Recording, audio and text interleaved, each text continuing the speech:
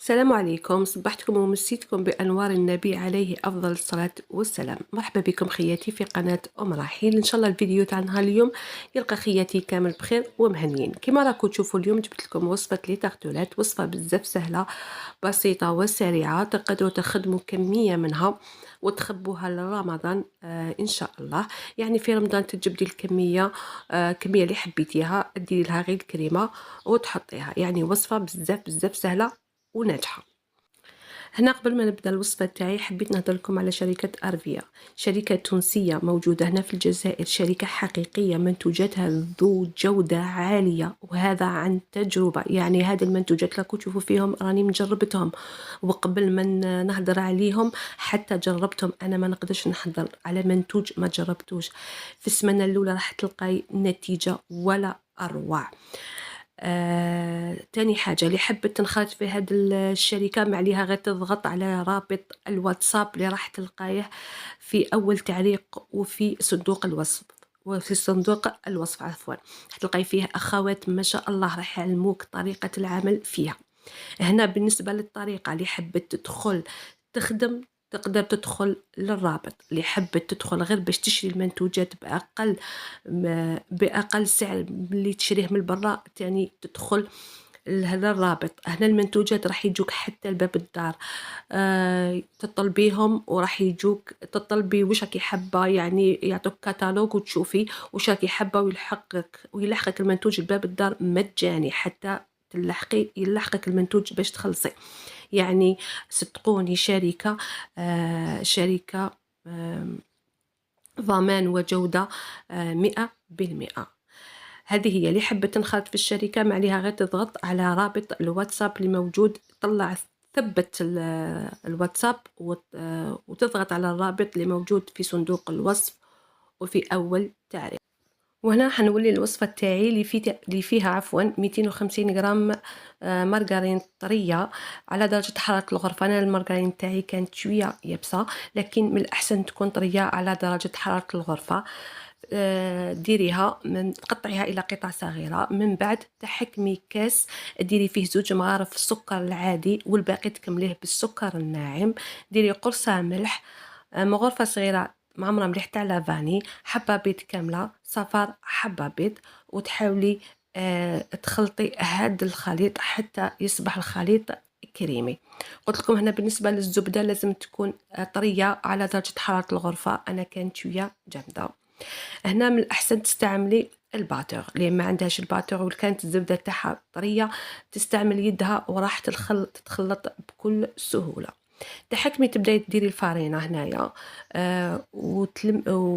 وهنا نص مغرفة صغيرة تاع خميرة الحلوى فقط، وتبداي تلمي العجينة تاعك بالفارينة حتى تحصلي على عجينة طرية ومتماسكة.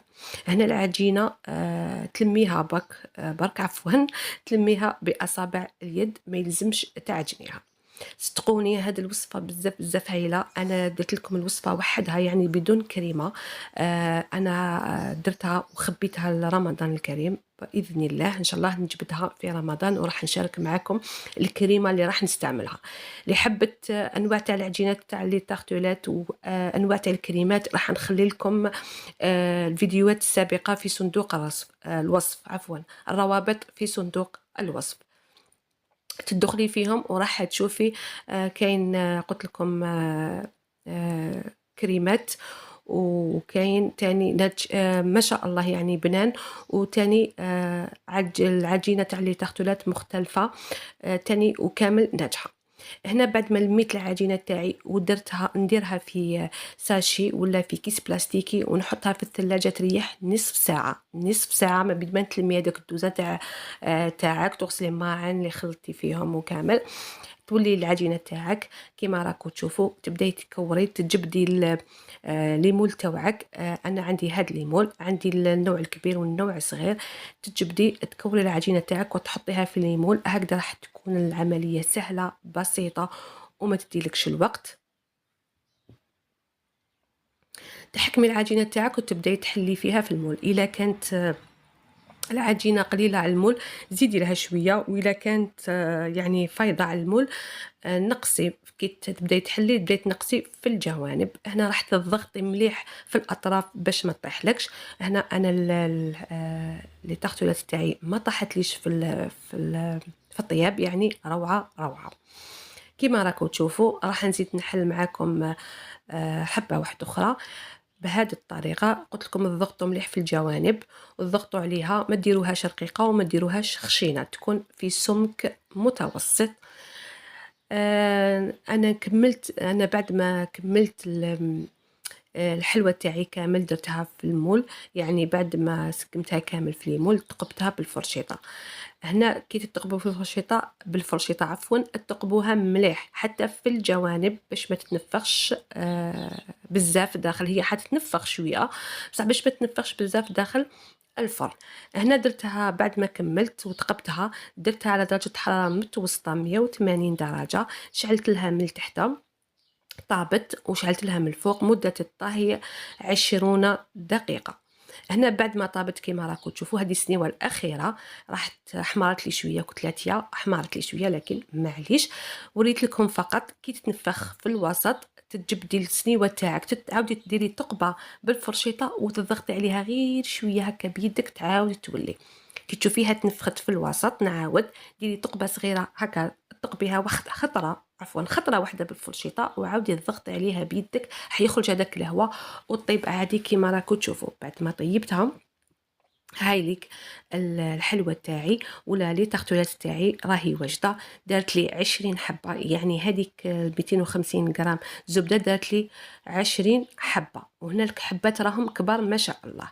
طريقة الاحتفاظ بهاد لي تارتولات راني شاركتها معكم في فيديوهات سابقة. ديريها في ساشي تغلقي عليها مليح، من بعد ديريها في علبة تاني تغلقيها مليح.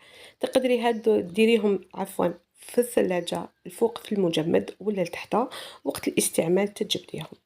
هنا وصلنا لنهاية الفيديو. نقول لكم ولا عجبتكم الوصفة ما عليكم غير تضغطوا على زر الإعجاب وتشاركوا الفيديو مع الأهل والأصدقاء. اللي دخل جديدة نقولها مرحبا بك في القناة، اضغطي على زر الاشتراك وفعلي الجرس باش يلحقك مني كل جديد. وهنا نقول لكم تهلاو في رواحتكم، تلاقاو مع فيديو جديد ووصفة جديدة إن شاء الله.